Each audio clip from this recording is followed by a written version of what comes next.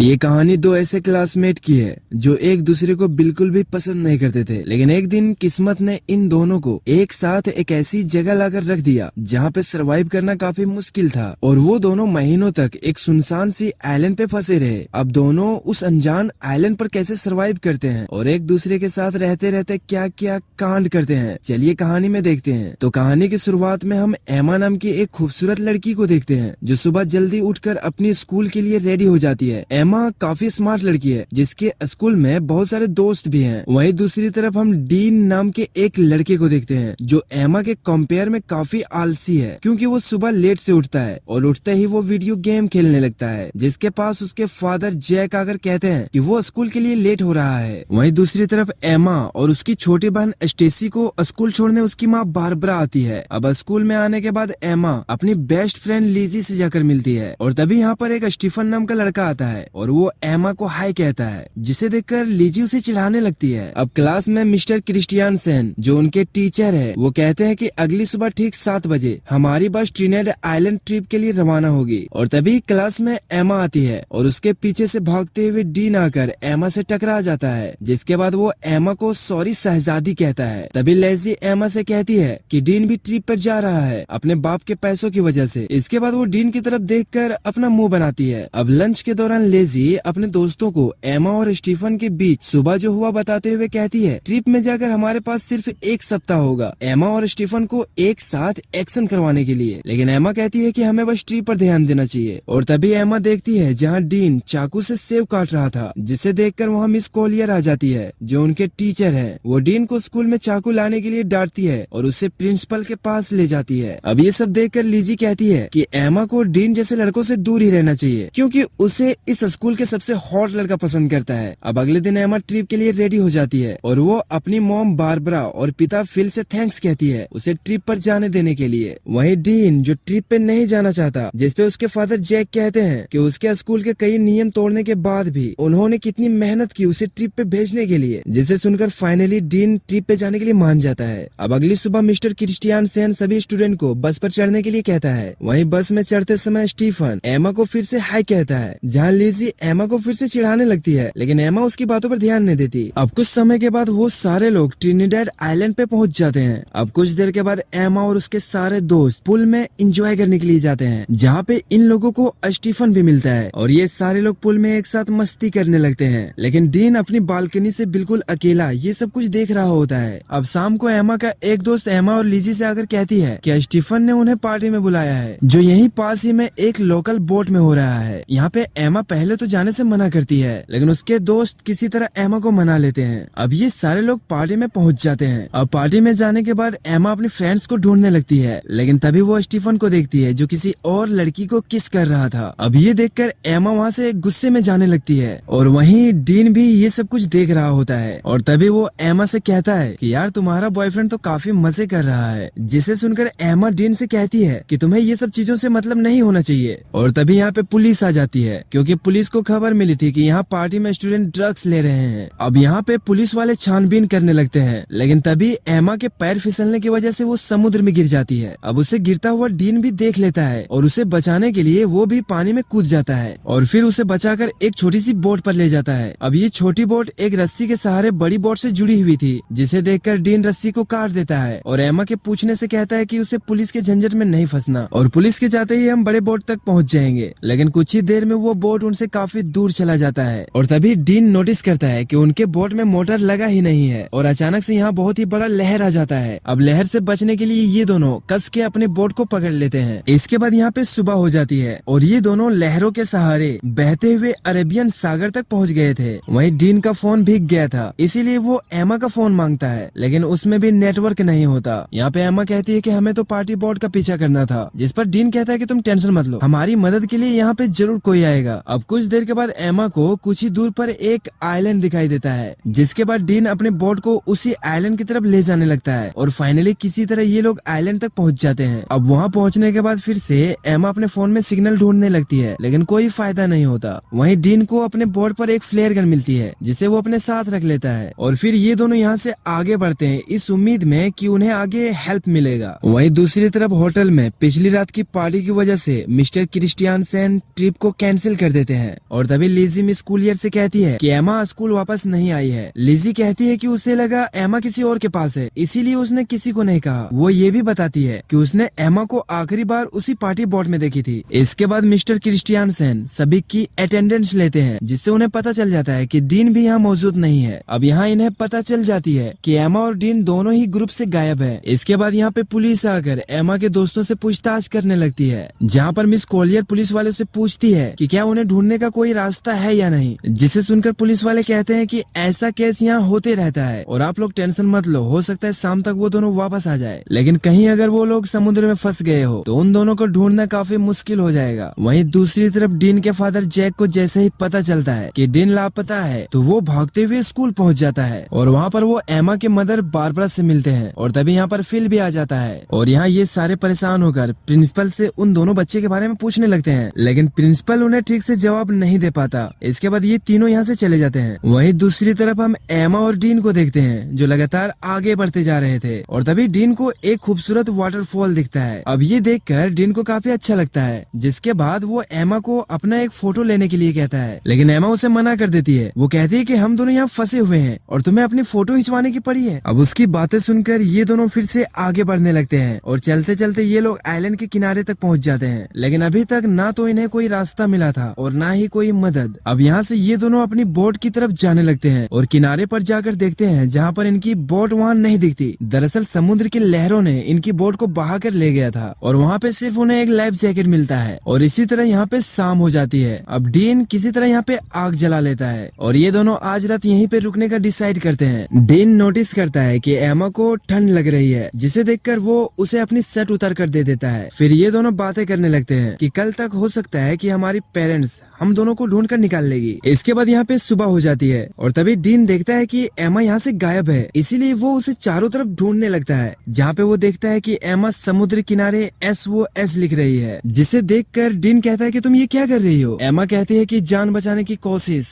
और हमें जल्द से जल्द पीने के लिए पानी भी ढूंढना होगा। इसके बाद डीन नहाने के लिए चला जाता है और एमा उसे देख रही होती है। डीन यहाँ इतना एंजॉय कर रहा था जैसे मानो कुछ हुआ ही नहीं हो। वहीं दूसरी तरफ इन दोनों के पेरेंट्स ट्रिनिडेड आइलैंड पहुंच जाते हैं, जहाँ पे मिस्टर क्रिस्टियानसन इन दोनों के पेरेंट्स को बताते हैं कि पुलिस उन्हें ढूंढ रही है और पुलिस को एक छोटी सी बोट भी मिली है जिस पर शायद वही दोनों थे। अब ये सुनकर जैक कहता है कि अगर पुलिस कुछ नहीं कर रही है तो हम उन बच्चों को ढूंढने के लिए प्राइवेट रेस्क्यू टीम हायर कर सकते हैं, लेकिन मिस्टर क्रिस्टियानसन कहते हैं कि धैर्य रखिए, पुलिस अपना काम कर लेगी। वहीं दूसरी तरफ हम एमा को देखते हैं जो पीने के लिए पानी भर रही होती है और तभी एमा को यहाँ कुछ एहसास होता है जैसे छिपकर उसे कोई देख रहा हो, इसीलिए एमा डरकर यहाँ से चली जाती है। अब अगले दिन धूप की रोशनी से बचने के लिए ये लोग किसी तरह एक झोपड़ी बनाते हैं और वहीं एमा SOS और बड़ा लिखती है ताकि यहाँ से गुजरते हुए जहाज की नजर उन पर पड़ सके। और तभी डीन को यहाँ पे केले का एक पेड़ मिल जाता है, जिसे तोड़कर ये दोनों पेट भर कर केले खाते हैं। अब क्योंकि इस आइलैंड पे काफी ज्यादा गर्मी होती है और एमा फुल पैंट नहीं पहन सकती और वो यहाँ पर पैंटी में भी नहीं रह सकती, इसीलिए वो अपने फुल पैंट को काट कर शॉर्ट कर लेती है। और तभी एमा डीन को झोपड़ी में सोया हुआ देखती है तो वो भी आकर साथ में सो जाती है और तभी डीन उसकी तरफ मुड़ते हुए उस पर अपना हाथ रख देता है, जो कहीं न कहीं एमा को भी अच्छा लगता है और वो डीन से कुछ नहीं कहती। अब अगले दिन एमा जब वाटरफॉल में नहा रही होती है तभी डीन आकर उससे सनस्क्रीन मांगता है, जिस पर एमा कहती है कि मैं यहाँ पे नहा रही हूँ, इसीलिए तुम दूसरी तरफ जाओ। डीन एमा से कहता है कि तुमने ही तो यहाँ पे मुझे पहरेदारी करने के लिए कहा है। एमा कहती है कि यहाँ और भी कोई है, इसीलिए तुम्हें पहरेदारी पर रखे हैं। वहीं दूसरी तरफ होटल में बारबरा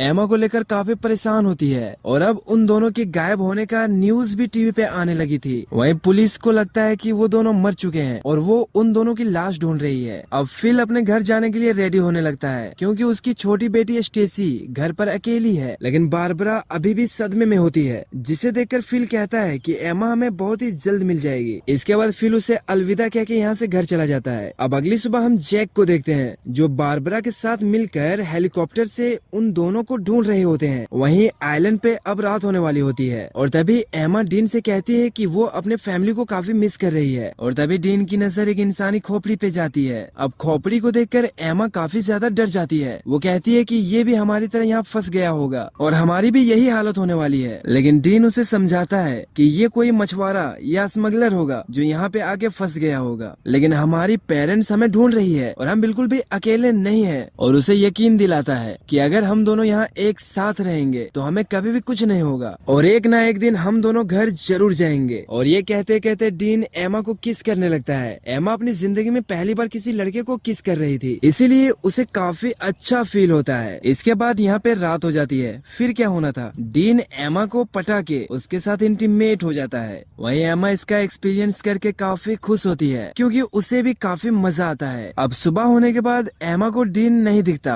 इसीलिए वो डीन को आवाज लगाने लगती है, लेकिन डीन एमा को कहीं नहीं मिल रहा था, इसीलिए वो उसे ढूंढने के लिए जंगल की तरफ जाने लगती है। और तभी एमा देखती है कि डीन गड्ढा खोद रहा है। अब उसे देखकर एमा को कुछ भी समझ नहीं आ रहा होता कि आखिर डीन ये कर क्या रहा है, लेकिन तभी एमा गिर जाती है जिससे उसके घुटने पे चोट लग जाती है। इसके बाद डीन उसके घुटने की चोट को ठीक करता है और एमा से कहता है कि तुम्हें कुछ नहीं होगा। इसके बाद ये दोनों जाकर वाटरफॉल में नहाने लगते हैं। यहाँ पे डीन एमा से कहता है कि एक कार एक्सीडेंट में उसकी माँ की मौत हो गई। वहीं एमा उसकी बातों को काफी गौर से सुन रही होती है और तभी यहाँ पे बारिश होने लगती है और डीन बारिश में काफी मस्ती करने लगता है और उसे देखकर एमा काफी खुश होती है। इसके बाद एमा भी उसके साथ जाकर ये दोनों बारिश में एंजॉय करने लगते हैं। अब मस्ती करते करते ये दोनों फिर से गर्म हो जाते हैं। वहीं न्यूज में बताया जाता है कि एमा और डीन के गायब हुए आज पूरे 1 महीने हो गए और पुलिस को लगता है कि वो दोनों अब जिंदा नहीं है, इसीलिए पुलिस ने उसे ढूंढना भी बंद कर दिया है। लेकिन एमा के दोस्तों के अंदर अभी भी एक उम्मीद होती है कि एमा और डीन अभी भी जिंदा है और बारबरा को भी ऐसा ही लगता है। अब हेलीकॉप्टर लेकर जैक के साथ बारबरा फिर से अपने दोनों बच्चों को ढूंढने के लिए निकल जाते हैं। वहीं उन दोनों को अच्छे से ढूंढने के लिए लोगों के बीच में पर्चियां बांटने लगते हैं और सारे कोशिशों के बावजूद भी उन्हें एमा और डीन नहीं मिलते हैं। जहाँ पर जैक बारबरा से कहता है कि देखो हमने पूरी कोशिश करी लेकिन हमें वो दोनों कहीं नहीं मिले, इसीलिए हमें अब वापस घर लौट जाना चाहिए। जिसे सुनकर बारबरा एकदम उदास हो जाती है और वापस अपने घर चली जाती है। वहीं दूसरी तरफ हम एमा और डीन को देखते हैं जहाँ पर डीन एमा को हरे रोशनी के बारे में बता रहा होता है। वो कहता है कि वो रोशनी सूरज के डूबते समय दिखता है, लेकिन डीन ने खुद आज तक उस रोशनी को कभी नहीं देखा है। अब यहाँ पे इन दोनों के कुछ और दिन बीत जाते हैं और ये दोनों इस आइलैंड के खूबसूरत इन्वायरमेंट के मजे लेने लगते हैं। वो दोनों आए दिन समुद्र में नहाते रहते हैं और इसी तरह ये दोनों एक दूसरे के और भी ज्यादा करीब आ जाते हैं और जब भी इन दोनों के मन करता है ये दोनों यहाँ पे इंटीमेट होते हैं। अब ये दोनों एक दिन जंगल जाते हैं फल लाने के लिए और तभी इन्हें ऊपर प्लेन की आवाज सुनाई देती है। अब प्लेन की आवाज सुनकर डीन भागते हुए एमा की बैग के पास जाता है और अपना फ्लेयर गन ढूंढने लगता है, लेकिन डीन को फ्लेयर गन नहीं मिलती और तब तक वो प्लेन काफी दूर चला जाता है। अब यहाँ पर एमा के ढूंढने के बाद भी फ्लेयर गन नहीं मिलती, इसीलिए एमा को लगने लगता है कि हमारे सिवा भी इस आइलैंड पर कोई और है जो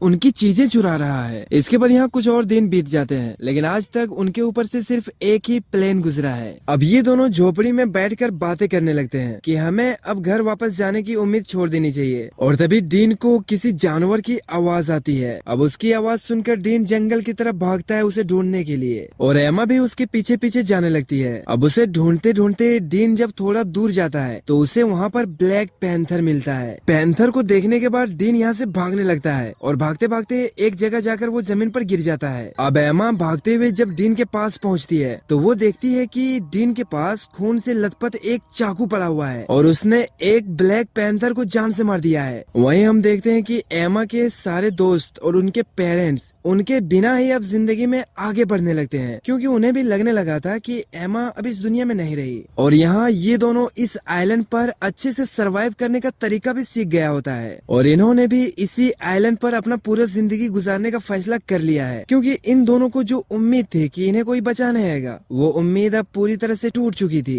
यहाँ पे इन्होंने शिकार करना भी सीख लिया है। यहाँ पर ये दोनों एक अच्छा सा झोपड़ी बनाते हैं और उसी में अपना जिंदगी बसर करने लगते हैं। अब एक दिन एमा अचानक से उल्टी करने लगती है जिसे देखकर डीन उससे पूछता है कि क्या तुम प्रेग्नेंट हो, जिसे सुनकर एमा कहती है कि नहीं, उल्टियाँ बस ऐसा ही हो गई है। इसके बाद यहाँ पर ये दोनों लेटकर एक दूसरे से बातें करने लगते हैं और तभी अचानक से एमा की गायब हुए चीजें ऊपर से गिरने लगती है और जब ये लोग ऊपर देखते हैं तो वहाँ पेड़ पर एक बंदर होता है जो इनके सामान को एक एक करके नीचे गिरा रहा होता है। यहाँ पे वो देखते हैं कि फ्लेयर गन भी उसी बंदर के पास है। इसके बाद एमा उस बंदर को एक केला दिखाती है जिसे देखकर वो फ्लेयर गन नीचे फेंक देता है और तभी इन्हें फिर से अपने ऊपर एक हेलीकॉप्टर की आवाज आती है। अब उसकी आवाज सुनकर ये लोग किनारे पे आते हैं और फाइनली यहाँ पे एमा फ्लेयर गन को फायर करती है और फाइनली हेलीकॉप्टर वाले उन लोगों को देख लेते हैं और इसके बाद उन दोनों को वहाँ से रेस्क्यू कर लिया जाता है और आज फाइनली 3 महीने के बाद ये लोग वापस आ जाते हैं। वहीं वहीं एयरपोर्ट पर एमा और डीन के फैमिली और उनके दोस्त उनसे मिलकर काफी खुश होते हैं। इसके बाद दोनों के पेरेंट्स उन्हें अपने अपने घर लेकर चले जाते हैं। अब घर पहुंचकर डीन उसी रात एमा से मिलने के लिए जाता है। यहाँ पर डीन एमा को किस करने की कोशिश करता है, जिस पर एमा कहती है कि उसके पेरेंट्स हर 10 मिनट के बाद उसे देखने के लिए आ रहे हैं, इसीलिए तुम्हें यहाँ से जल्दी से जाना होगा। एमा कहती है कि हमारे आने की खुशी में मेरे पेरेंट्स ने कल एक पार्टी रखी है जिसमें तुम आओगे। अब अगले दिन पार्टी में सारे लोग जमा होते हैं, जहाँ पर एमा के पेरेंट्स कुछ कहने लगते हैं। वहीं डीन एमा को इशारा करके अपने पास बुलाती है, लेकिन एमा वहाँ नहीं आती और उसे अनदेखा कर देती है, जिसे देखकर डीन यहाँ से जाने लगता है। और अब सारी चीजें पहले की तरह हो जाती है और वापस आने के बाद एमा और भी ज्यादा फेमस हो जाती है। वहीं डीन जो अब भी अकेला ही रहता है और जब भी ये दोनों एक दूसरे के करीब से गुजरते हैं तो ये दोनों बस एक दूसरे को देखते रहते हैं। फिर कुछ दिनों के बाद एमा डीन के पास फोन करती है, लेकिन डीन उसका फोन नहीं उठाता। इसके बाद हम देखते हैं जहाँ पर एमा के रूम में स्टेसी आती है और उससे कहती है कि तुम्हारे लापता होने के बाद हमने तुम्हें काफी मिस किया। हमने तो यकीन कर लिया था कि हमने